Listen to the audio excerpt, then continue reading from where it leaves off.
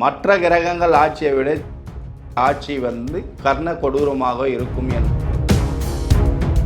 ராசிக்காரர்களுக்கும் பாதிப்பான பலன்கள் இந்த ஏப்ரல் மாதம் 30ஆம் தேதி வரை குரு மேஷத்தில் இருப்பார். அதன் பின்பு ரிஷபத்துக்கு சென்று விடுகிறார். அப்படி செல்லும் பொழுது கலைத்துறையில் இருக்கிற பெண்கள் அவமானப்பட வேண்டியதோ அதன் சார்ந்து அரசாங்கம் கலைத்துறைக்கு ஒரு கட்டுப்பாடு, அவங்களுடைய அதிகாரம் இங்கே கோல் வச்சும்போது குறிப்பாக பெற்றோர்களுக்கு என்ன சொல்கிறேன்னா, யார் யார் வீட்டில் இளம் பெண்கள் இருக்காங்களோ இவங்க பெண்களை உறவினர்கள் வீட்லேயோ மாணவ மாணவியர்கள் இப்போ இந்த ஏப்ரல் மாதம் தேர்வு நடைபெறுகிறது.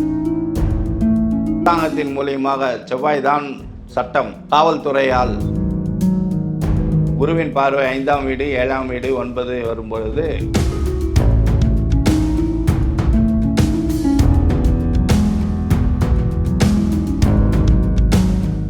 ரியல் ஒன் ஆன்மீக நேயர்களுக்கு வணக்கம்.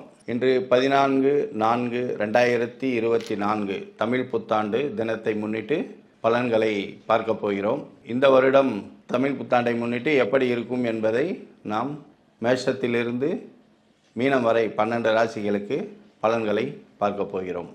அப்படி பார்க்கும் பொழுது மேஷ ராசியில் குரு அமர்ந்திருக்கிறார். இந்த மாதம், அதாவது இந்த ஏப்ரல் மாதம் 30ஆம் தேதி வரை குரு மேஷத்தில் இருப்பார். அதன் பின்பு ரிஷபத்துக்கு சென்று விடுகிறார். அப்படி செல்லும் பொழுது பலன்கள் இந்த 15 நாட்களுக்கு பிறகு சற்று மாறுபடும். அதனால் குருவை மையப்படுத்தி தமிழ் புத்தாண்டு பலன்களை நாம் தெளிவாக பார்க்க வேண்டும்.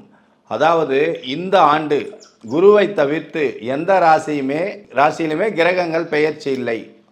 ஏற்கனவே ராகு கேது பெயர்ச்சி ஆகிவிட்டது, சனி பெயர்ச்சி ஆகிவிட்டது. இப்போ குரு பெயர்ச்சி மட்டும் இந்த மாதம், இந்த தமிழ் புத்தாண்டை முன்னிட்டு அதுக்கு அடுத்து 15 நாட்களிலே இந்த ஏப்ரல் மாத கடைசியிலே பெயர்ச்சி ஆகிறார், ரிஷபத்துக்கு செல்கிறார். அதன் பிறகு இந்த ஆண்டு முழுவதும் எந்த கிரகங்களுமே பெயர்ச்சி இல்லை. இதை தாங்கள் தெளிவாக தெரிந்து கொள்ள வேண்டும். அதன் பிறகு மேஷ ராசி எப்படி இருக்கும் என்று கேட்டால், மேஷத்திலிருந்து ரிஷபத்திற்கு குரு சென்ற பிறகு அந்த வீட்டிலே குருவிற்கு 12ஆம் வீடாக மேஷ ராசி அமைவதால் மேஷம்தான் கேபிட்டல் சிட்டி என்று சொல்வோம். 12 ராசியிலே காலபுருஷ ராசி முதல் வீடாக நாம் கணக்கெடுக்க போகிறோம். அப்படி எடுக்கும்பொழுது இந்த மேஷம் என்பது அரசாங்கத்தை குறிக்கும், அரசியலை குறிக்கும், அரசியல்வாதிகளை குறிக்கும்.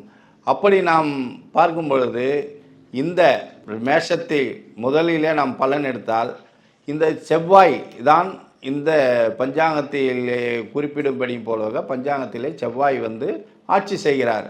அப்படி என்றால் மற்ற கிரகங்கள் ஆட்சியை விட செவ்வாயுடைய ஆட்சி கர்ண கொடூரமாக இருக்கும் என்பதை நாம் தெரிந்து கொள்ள வேண்டும்.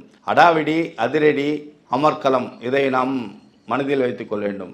ஒரு அரசியலிலே ஒரு குழப்பம் இருக்கும், அரசாங்கத்திலே பிரச்சனைகள் இருக்கும், ஒரு சுமூகமான போக்கு இல்லை. இது மக்களுக்கும் பாதிப்பு, அரசாங்கத்திற்கும் பாதிப்பு, அரசியல்வாதிகளுக்கும் பாதிப்பு என்பதை தெரிந்து கொள்ள வேண்டும். பொதுவாக மக்களுக்கு என்று எடுத்துக்கொண்டால் வீண் விவாதங்களை தவிர்க்க வேண்டும்.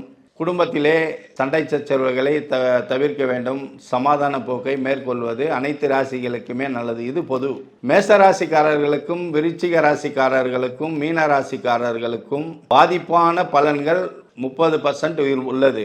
அதற்கடுத்து பார்த்தீர்களானால் கடகராசி, கன்னி ராசி, விருச்சிக ராசி, மகர ராசி, இந்த 5 ராசிகளுக்குமே ஓரளவுக்கு பலன்களை குரு பார்வையால், குருவின் பார்வை 5ஆம் வீடு 7ஆம் வீடு 9 வரும்பொழுது ரிஷபத்திலிருந்து 5ஆம் வீடாக கன்னி, 7ஆம் வீடாக விருச்சிகம், 9ஆம் வீடாக மகரம். அப்போ அந்த 9ஆம் வீடு மகரத்திலே காலபுருஷனுக்கு 10ஆம் வீடாக மகரத்தை நாம் சொல்கிறோம். அதிலே சனியினுடைய ஆதிக்கத்திலே கும்பத்திற்கு சனி சென்று விட்டதால் கர்ம கிரகமான கர்ம வீடான மகரத்திற்கும் 11 வீடான லாபஸ்தானத்திலே 2 வீட்டிலுமே சனி அமர்ந்து ஆட்சி செய்கிறார். அப்படி ஆட்சி செய்யும் பொழுது செவ்வாயினுடைய ஆதிக்கம் மேஷத்தை குறிக்கிறது, விருச்சிகத்தை குறிக்கிறது. இதிலே மக்கள் கூட்டம் அதிகமாக உள்ள பகுதிகளிலே பிரச்சனைகள் நடப்பதற்கு நிறைய வாய்ப்புள்ளது. பிரச்சனைகள் என்றால் பொதுக்கூட்டம், மக்கள் கூடியிருக்கிற இடம், கடலோர பகுதி, ஒரு அரசியல் கூட்டம், இல்லை திருவிழா, திருமணம் நடக்கக்கூடிய இடம், எங்கெங்கே ஒரு குறிப்பிட்ட மக்கள் கூட்டம் அதிகமாக இருக்குதோ அந்த இடத்திலெல்லாம் கலவரம் வெடிப்பதோ, இல்லை ஒரு அரசாங்கத்தின் மூலியமாக செவ்வாய்தான் சட்டம் காவல்துறையால் தண்டிக்கப்படுவது, மற்ற பிரச்சனைகள் எல்லாம் வருவதற்கு வாய்ப்புள்ளது.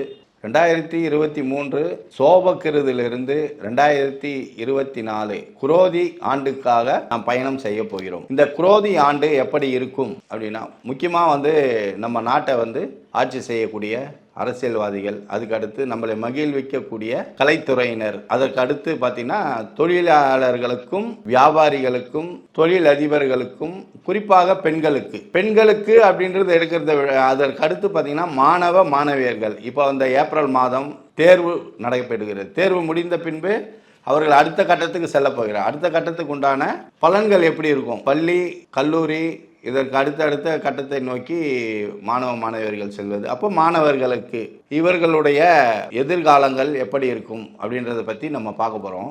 அப்போ பார்த்தீங்கன்னா கலைத்துறையினா இந்த 10 நாள் கழிச்சு மேஷத்திலிருந்து குரு ரிஷபத்துக்கு போகிறாரு. அப்போ போகும்போது பார்த்தீங்கன்னா அந்த சுக்கிரன் வீட்டில் போய் குரு அமர்றதுனால குறிப்பாக பெண்கள் சார்ந்த வீடு, அது அழகு சார்ந்த வீடு, கவர்ச்சி.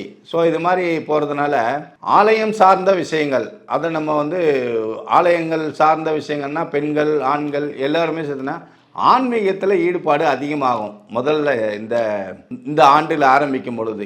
ரெண்டாவது பார்த்தீங்கன்னா அரசியலில் குழப்பங்கள் ஏற்படும். ஏன்னு கேட்டிங்கன்னா தேர்தல் நடைபெறும். மே மாதம் இல்லை ஜூன் மாதத்தில் தேர்தல் வைப்போம். தேர்தல் நடைபெறும் பொழுது அதிகப்படியான குழப்பங்கள், மக்களையும் குழப்பி தானும் குழப்பி அரசாங்கத்தையும் குழப்பி ஒரு தெளிவு ஏற்படுவதற்கு ஒரு 2-3 மாதங்களாகும். அப்போது அரசியல் சார்ந்த சமூகத்தில் பிரச்சனைகள் இருக்குது, குழப்பங்கள் இருக்குதுன்னு அர்த்தம். அப்போ கலைஞர்களுக்கு அப்படின்னு எடுத்திங்கன்னா, கலைஞர்களுக்கு அப்படின்னு நம்ம போகும்போது திரை உலக தொழிலாளர்களுக்கு வேலை பளு அதிகமாக இருக்கும். படங்கள்லாம் ரிலீஸ் ஆகும். முன்னணி கதாநாயகர் அப்படின்னு எடுத்தோன்னா இப்போது திரையுலகத்தில் விஜய் கட்சி ஆரம்பிச்சிருக்கிறாரு.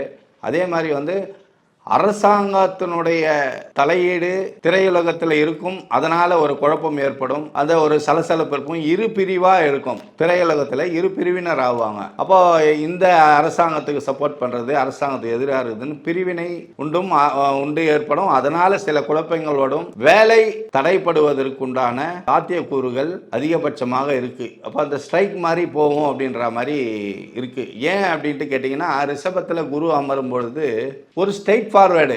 அப்போ அந்த ஸ்ட்ரைட் ஃபார்வேர்டுன்னு போகும்போது பார்த்தீங்கன்னா கவர்ச்சி சார்ந்த விஷயங்களில் கட்டுப்பாடு அப்படின்றத குரு பகவான் விதிப்பார். அப்போ விதிக்கும்போது இந்த சுக்கிரன்றது கவர்ச்சி சார்ந்த விஷயம். அப்போ அந்த கட்டுப்பாடை எதிர்ப்பாங்க அப்படின்றது தான். அப்போ அரசாங்கம் கலைத்துறைக்கு ஒரு கட்டுப்பாடு, அவங்களுடைய அதிகாரம் இங்கே கோல் வச்சும்போது அதில் எதிர்ப்பு கிளம்பும். அப்போ அந்த கலைத்துறையில் குழப்பமும் இருக்குது, வேலை பளுவும் இருக்குது, கைக்கும் இருக்குது. இந்த 3 விதமான பிரச்சனைகளே நம்ம சொல்லிட்டோம். அப்போது அதற்கு அடுத்து பார்த்தீங்கன்னா தொழிலதிபர்களுடைய ஆதிக்கம் அப்படின்னு சொல்கிறத விட வெளி மாவட்டம், வெளி மாநிலம் அப்படின்றத தாண்டி வெளிநாட்டிலிருந்து நம்ம நாட்டுக்கு முதலீடு செய்து தொழில் தொடங்க புதிய தொழிலதிபர்கள் நம்ம நாட்டுக்கு வருவாங்க.